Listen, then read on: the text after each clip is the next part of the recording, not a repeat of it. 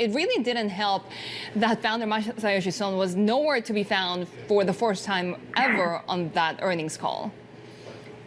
Right, exactly, especially because the earnings were actually a lot worse than what was expected.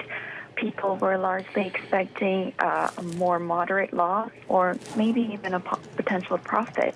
But it looks like SoftBank did apply some strict standards and did some bigger markdowns than expected to its private portfolios. That's why the number looks much worse than expected. And you're right, Son was missing from the call, and it was CFO Yoshimoto Goto doing all the explaining, but it doesn't look like it was enough looking at the share price reaction today. Do we have an idea of what's being planned potentially for Vision Fund 3?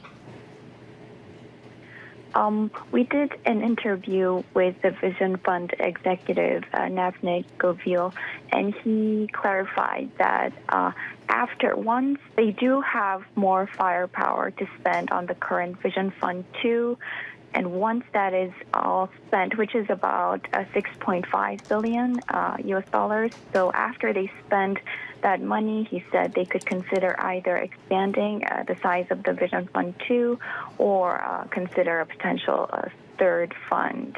But we'll have to see when the pace of the investments actually pick up for Vision Fund and SoftBank in general to see further developments.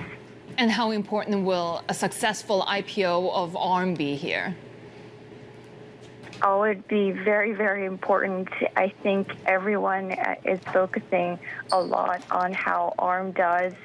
It looks like they are sticking to the plan to have it publicly listed this calendar year, but they did not specify any timing. So people are very curious to know what will happen to the IPO because it means a lot to the company and the cash flow and future potential for any other type of IPOs they have planned in the pipeline.